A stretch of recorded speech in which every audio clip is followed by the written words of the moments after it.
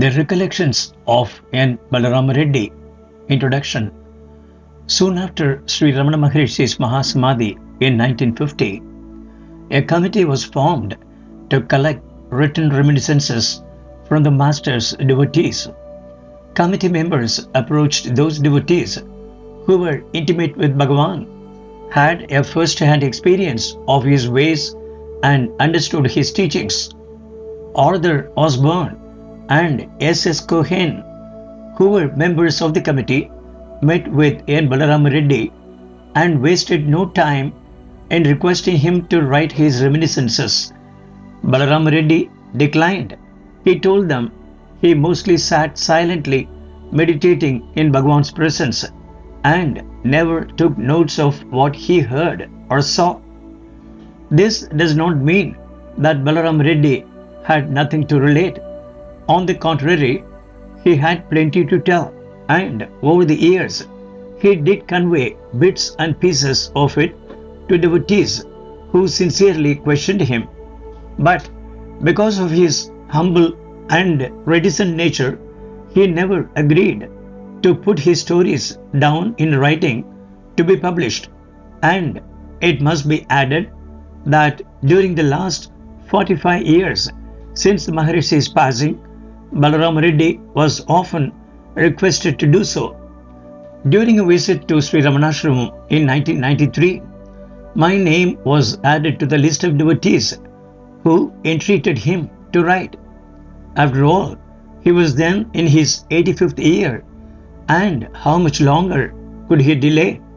I reasoned with him, explaining that where would be the Christ of the Christians if not for Matthew, Mark, Luke and John? I pleaded and said that it was only through his eyes that we, the second generation of devotees, can see and know about the personality that captivated his heart, the same personality that would undoubtedly captivate the hearts of countless future generations. After you go, this wealth within you will be lost. You must write now while you are still able, I beseeched him. Balarama Reddy is a kind man, intelligent and wise.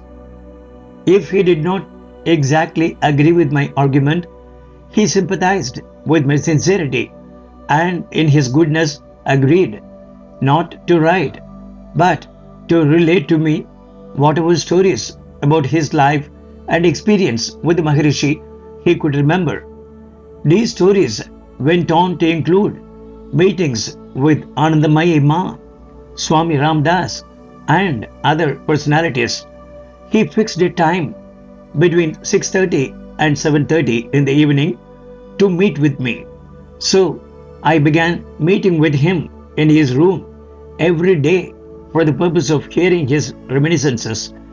After we met, I would put down a few brief notes on the topics of our conversations, and in the morning, following breakfast, I would sit at the small desk in my room and use these notes to recall all I heard the previous night. I found this daily exercise to be an exhilarating experience, as I would be so caught up in the flow of the incidents related to Bhagavan that I felt as if they were taking place before my own eyes.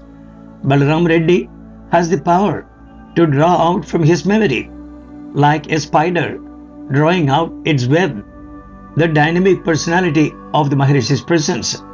He easily caught me in this web, and I sincerely hope these recorded recollections catch many others.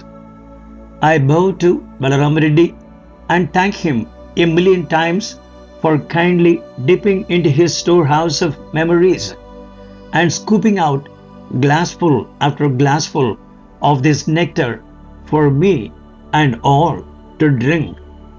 Dennis J. Hattel, 1st September 1994, Nova Scotia, Canada.